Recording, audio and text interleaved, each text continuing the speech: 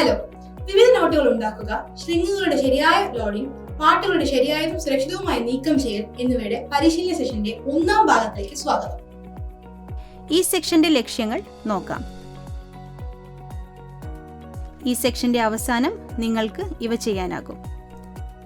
Binding wire ഉപയോഗിച്ച് rope എൻഡുകൾ bind ചെയ്യുക. റോപ്പുകൾ ഉപയോഗിക്കുമ്പോൾ പാലിക്കേണ്ട മുൻകരുതലുകൾ പറയുക.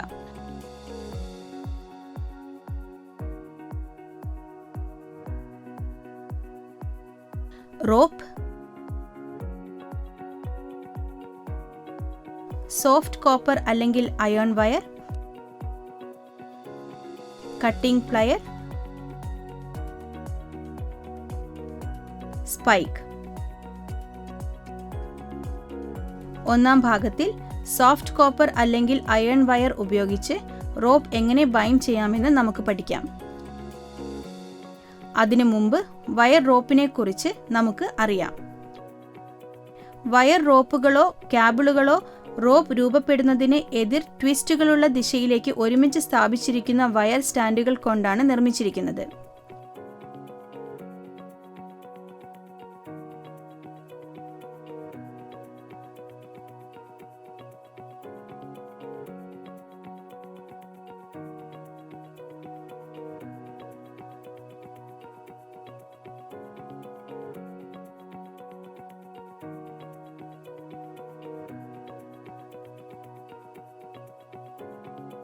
സാധാരണ വയർ റോപ്പ് ഒരൊറ്റ കോർ ഉൾക്കൊള്ളുന്ന സ്റ്റാൻഡുകളിൽ നിന്നാണ് നിർമ്മിച്ചിരിക്കുന്നത്.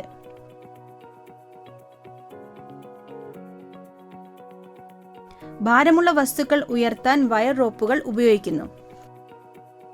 വയറുകളും സ്റ്റാൻഡുകളും ഒരേ ദിശയിൽ ട്വിസ്റ്റ് ചെയ്യുമ്പോൾ ആ റോപ്പ് ഒരു ലാംഗ്ലേ റോപ്പ് എന്നറിയപ്പെടുന്നു. വയറുകൾ എതിർ ദിശകളിലേക്ക് ട്വിസ്റ്റ് ചെയ്യുമ്പോൾ അതൊരു റെഗുലർ ലേ റോപ്പ് എന്നറിയപ്പെടുന്നു.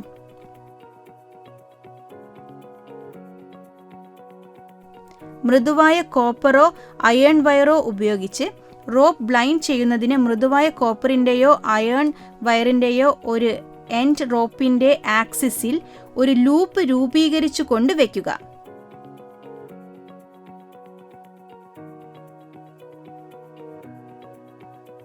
പിന്നെ റൂപ്പിന് ചുറ്റുമുള്ള വയറിന്റെ മറ്റേ എൻഡ് 10-15 ടേൺസ് റോപ്പിന്റെ എൻഡ് വരെ വിൻഡ് ചെയ്യുക.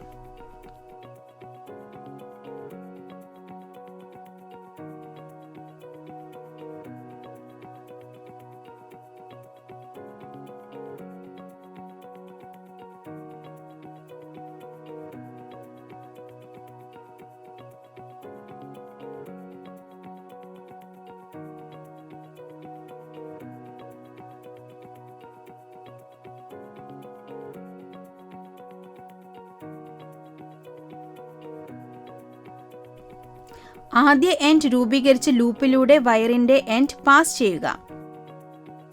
ഒപ്പം ആദ്യ എൻഡിനെ ടൈറ്റ് ആക്കാൻ അതിനെ വലിക്കുക.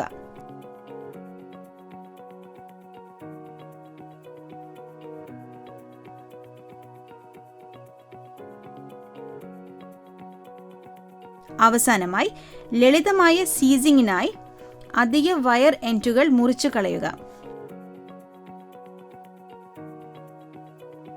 അടുത്തതായി സെൽഫ് ടൈറ്റനിങ് സീസിംഗ് മെത്തേഡ് സ്വീകരിച്ച് റോപ്പിന്റെ എൻഡ് ടൂൾ വയർ ഉപയോഗിച്ച് ബൈൻഡ് ചെയ്യാൻ നമുക്ക് പഠിക്കാം.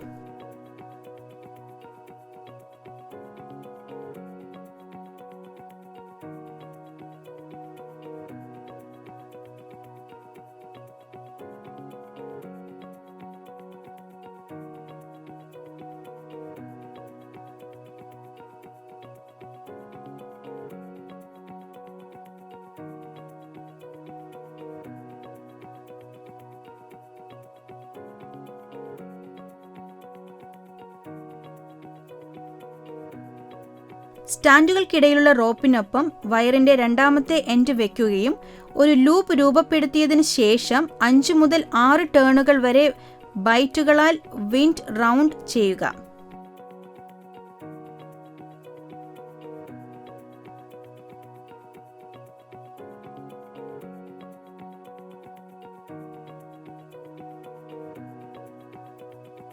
ലൂപ്പിന്റെ സ്വതന്ത്ര എൻഡ് ബൈറ്റ്സ് കീഴിൽ ടൈറ്റ് ആക്കുന്നതിനായി വലിക്കുക.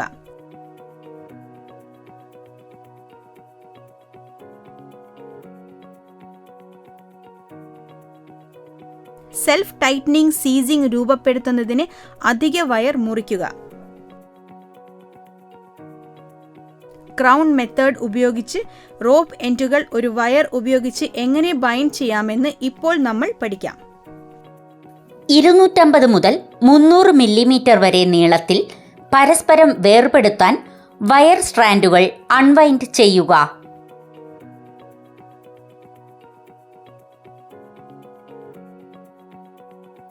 ഒരു ലൂപ്പ് രൂപപ്പെടുന്നതിന് ഒരു സ്റ്റാൻഡ് എടുക്കുകയും റോപ്പിന്റെ സ്റ്റാൻഡുകൾക്കിടയിൽ എൻഡ് പാസ് ചെയ്യുക. 1-3 സ്റ്റാൻഡുകൾക്കിടയിൽ രണ്ടാമത്തെ സ്റ്റാൻഡ് പാസ് ചെയ്യുക.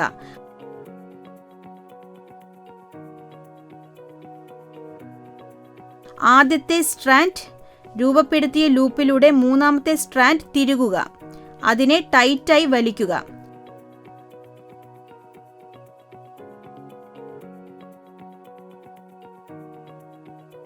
ഒരു പാസേജ് രൂപപ്പെടുത്തുന്നതിന് സ്ട്രാൻഡുകൾക്കിടയിൽ ഒരു സ്പൈക്ക് ഇടുക.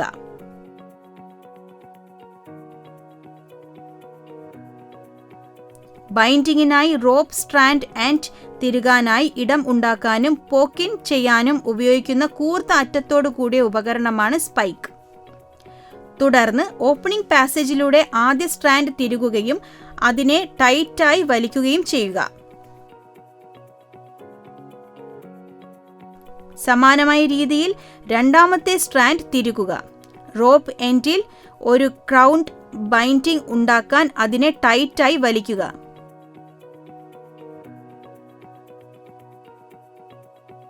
ഈ രീതി ഫൈബർ കോട്ടൺ റോപ്പ് ബൈൻഡിങ്ങിനായി ഉപയോഗിക്കുന്നു എന്നത് ശ്രദ്ധിക്കുക. ഇനി റോപ്പ് ഉപയോഗിക്കുമ്പോൾ പാലിക്കേണ്ട മുൻകരുതലുകളെ പറ്റി നമുക്ക് പഠിക്കാം. ഒരു റോപ്പ് ഉപയോഗിക്കുന്നതിന് മുമ്പ് വിയർ, ഡാമേജ്, ഫ്രെയിങ് അല്ലെങ്കിൽ വീക്ക് സ്പോട്ട്സ് എന്നിവയുണ്ടോ എന്ന് നന്നായി പരിശോധിക്കുക.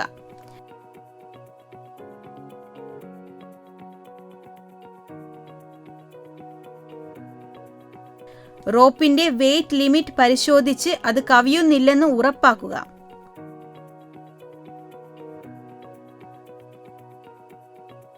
റോപ്പുകൾക്ക് ഡ്രൈ ആയി വെക്കണം, കാരണം മോയ്സ്ചർ അവയുടെ ജീർണത വേഗത്തിലാക്കുന്നു. അബ്രേഷനുകൾക്കോ ഡാമേജുകൾക്കോ കാരണമായേക്കാവുന്ന പരുക്കൻ പ്രതലങ്ങളിൽ റോപ്പുകൾ ഡ്രാഗ് ചെയ്യുന്നത് ഒഴിവാക്കുക.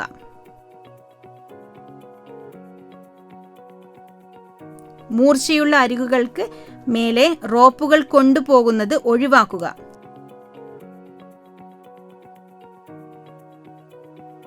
റോപ്പിന്റെ മധ്യത്തിൽ നോട്ടുകൾ കെട്ടുന്നത് ഒഴിവാക്കുക, കാരണം അത് അതിന്റെ ശക്തി ഗണ്യമായി കുറയ്ക്കുന്നു.